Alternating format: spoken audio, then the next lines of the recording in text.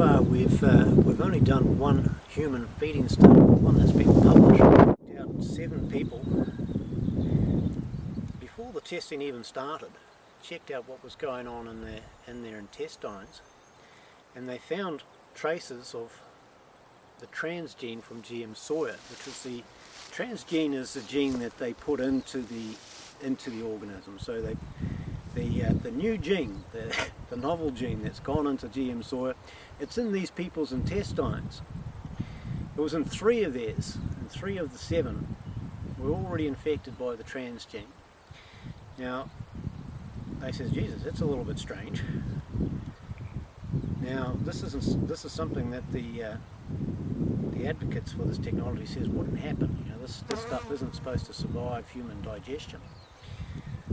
Nonetheless, they gave these people a soy burger and a soya milkshake, and then went back in and tested again to see whether or not the transgene had arrived at the intestines, and 6 out of the 7 people had this transgene, or fragments of it, in their intestines. Now, that's the only human testing that was ever done. A lot of people made a noise about it and says, geez, you know, we need to find out what's going on. But all the pressure that they just soaked it up and says, no, we're not testing anymore. We don't want to look at this.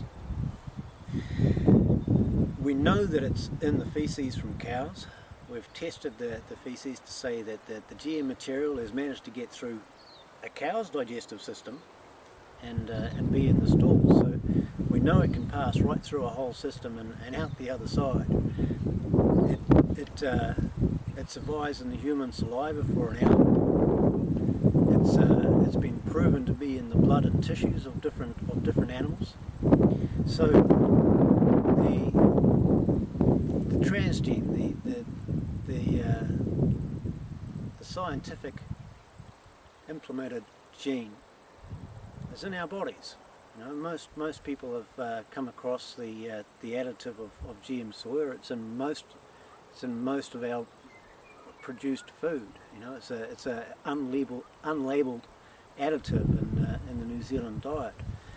So we've got it. It's in our bodies, and we're not sure whether or not it's interacting with the swine flu and causing mutations. It's a test that I want to get done. So, what's the next part of that?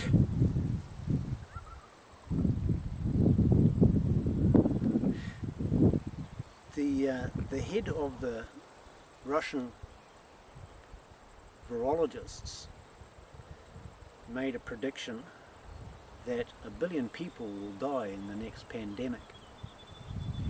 Now, he did that without having course or bringing into account the increases from antibiotics or from GMOs. He's already predicting 1 billion people will die. And it could be worse than that. It's a very serious concern. To me, there is no greater risk that the human species has. This is our greatest risk. We need to spend a lot of money to find out what's going on. We need a piece of equipment. We need to do this testing.